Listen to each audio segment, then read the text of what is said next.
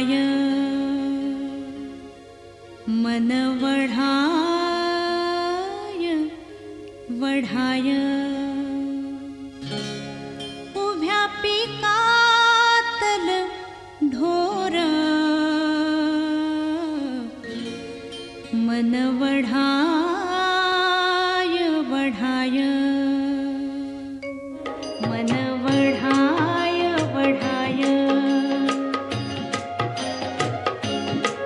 किती हाकला हाकला फिरीत पिकावर मन वढाय वढाय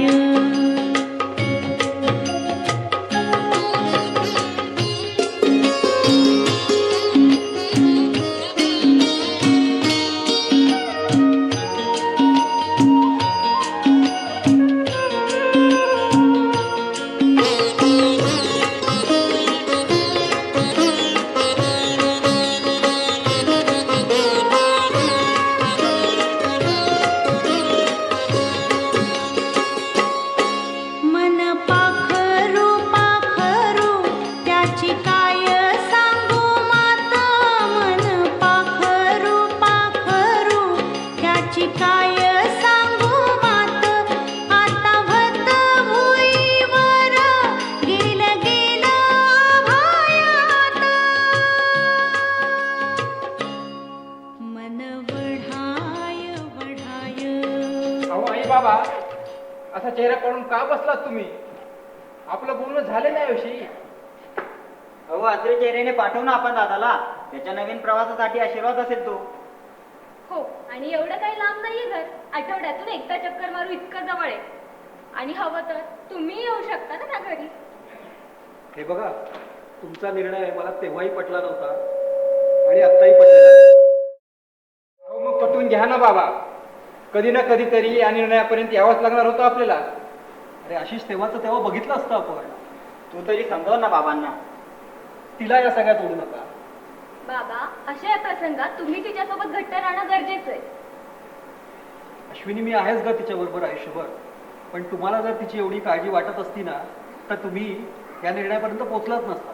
अहो जाऊ द्या ना त्यांना, उगाच त्यांना दोष देऊ नका. अगं पण अहो जाऊ द्या त्यांना. जा बाळांनो जा, नवीन घरात छान सुखाने संसार करा.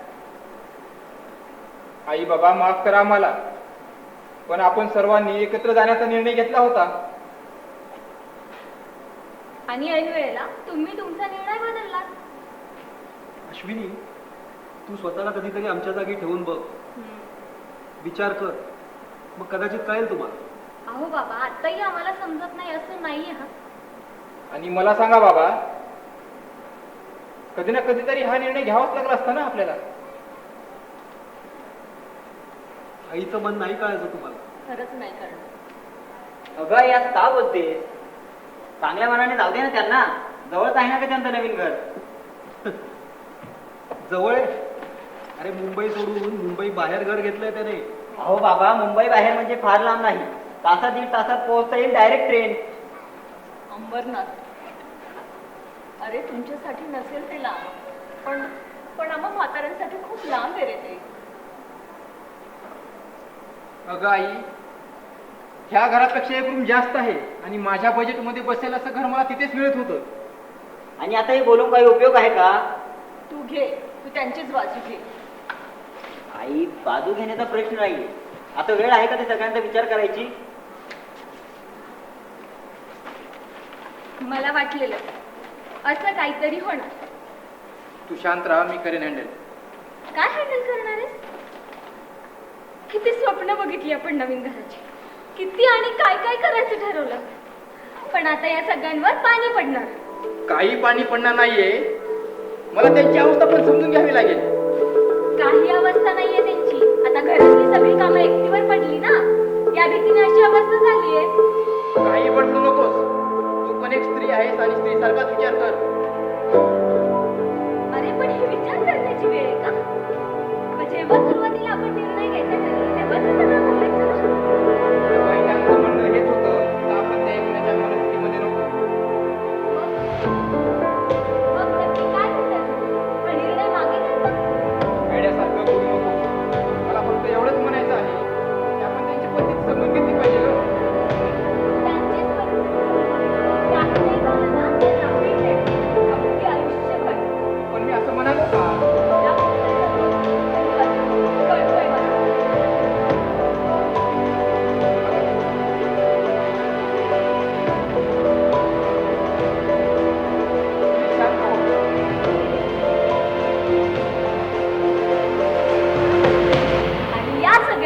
तीच जबाबदार असेल. अगं अश्विनी,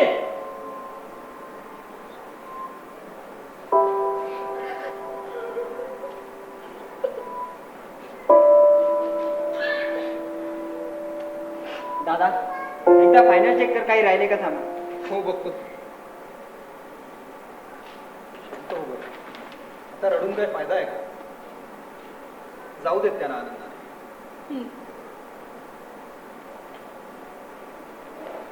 अगं आई असं का करतेस? मी म्हणालो ना तुला, आठवड्यातून एकदा चक्कर मारेन आणि हवं तर बाबा तुम्ही दोघं पण येऊ शकता तिकडे. आशिष, बेटा तुमच्यासाठी या घराचे दरवाजे नेहमीच सताड उघडे असतील, पण आम्ही दोघं मात्र तुमच्याकडे येऊ अशी अपेक्षा बाळगू नका. हो, राजा राणीचा संसार सुखाने कर. आई असं का बोलतेस? आई असं का बोलते? नाही करणार ते. मला नाही करणार आईचं मन.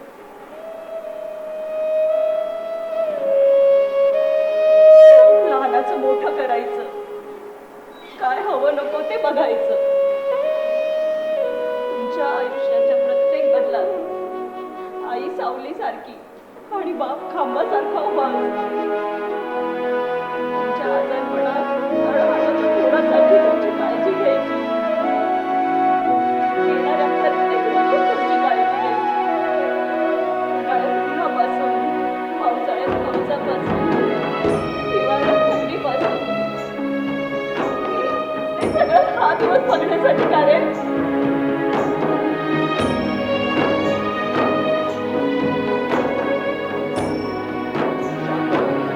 तुला मोठी झाली तिला माहिती होतं. तिच्या विचारांना पंख फुटतात, ते आपल्या विचारांनी स्वैर उडायला लागतात. आई बाबा काम संदेश बोलले त्यांना, बोला, मन मोकळं करा तुमचं, पण कधीतरी मुलांना पण समजून घेण्याचा प्रयत्न करा. दादा नाही तर काय रे संदेश, यांनी कधी विचार केलाय का जातो आम्ही सोडून हे घर? हौस आहे का आम्हाला भरलं घर सोडून जायची?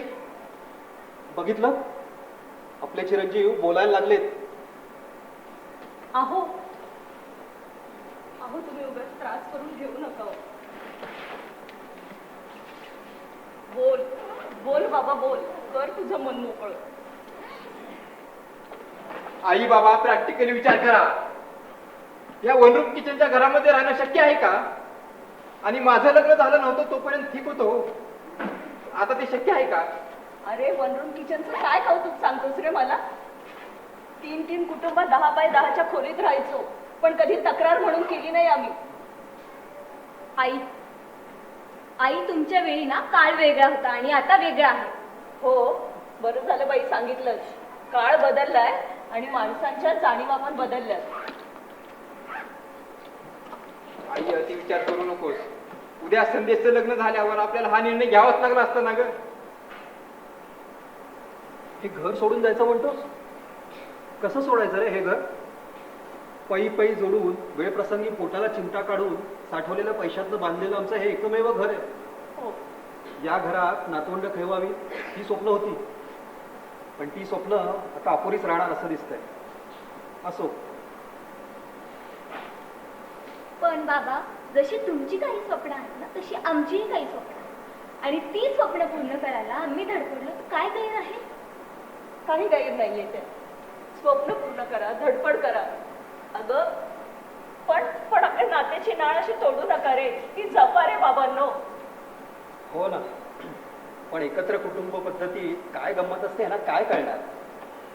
यांना आपलं एकट्याने राहायची हौस, एकटेपणात जगायची हौस. जगा, पण उद्या तुम्हाला मूल झालं आणि देव न करो हीच परिस्थिती तुमच्यावर आली तर आमची आठवण काढायला मात्र कसरू नका. आणि काय रे आशिष, आमच्या तुझ्याकडून काही अपेक्षा आहेत असं म्हणणं आहे का तुझं? आणि जर आईबाप म्हणून असतील काही अपेक्षा तर काही चूक आहे का त्यात? तुम्ही चुकीचा अर्थ करताय बाबा. अरे आम्हाला जर अर्थ कळत असते ना तर आज ही वेळच आली नसती. तुम्हाला ना अर्थ समजून घ्यायलाच नसतो, अर्थाचा अनर्थ करण्याचा खा विषय गेलं तुमचं. काय म्हणालास? नाही तर काय, राहिलो नाहीत की या वर्षी घरात, वाढलं नाही त्या अवस्थेत. लग्नाला 1 वर्ष झालं, पण कधी केली का तक्रार? म्हणजे म्हणजे तुमच्या काही तक्रारी आहेत का आमच्याकडून? बघितलात का, हे दोघं आपल्यामुळे घर सोडून जात आहेत. आई उगीच पराचा कावळा करू नका. मी पराचा कावळा करते? आशिष, इतकी वाईट आहे का रे मी? तू प्लीज जरा शांत हो बरं. प्लीज शांत. जाऊ देत त्यांना. नाही करणार त्यांना आपली मन. हो, नाही कळणार आम्हाला तुमचं मन बाबा. आणि तुम्हाला आमचं मन, आमची स्वप्न, आमची इच्छा नाही कळणार. आमच्या अपेक्षेचा कधी विचार केलाच तुम्ही? आम्ही तुमच्याकडून अपेक्षा का करायच्या? काही अपेक्षा नाहीत रे बाबांनो. जा जा इथून, सुखाने जा.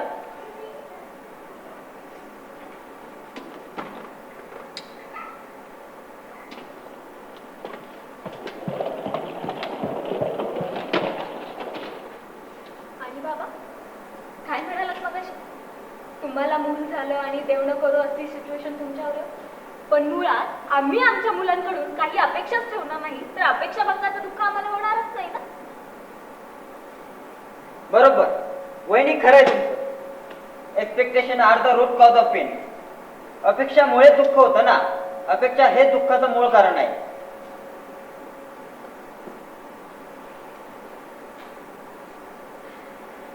आई बाबा, तुम्ही काही काळजी करू नका. मी आहे तुमच्यासोबत आयुष्यभर. तुम्हाला कुठेच सोडून जाणार नाही. तुम्ही काहीच काळजी करू नका.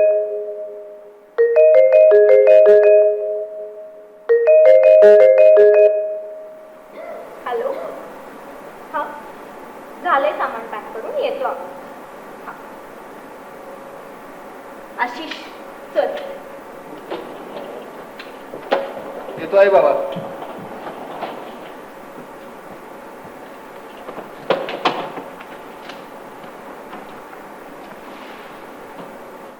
मन वढा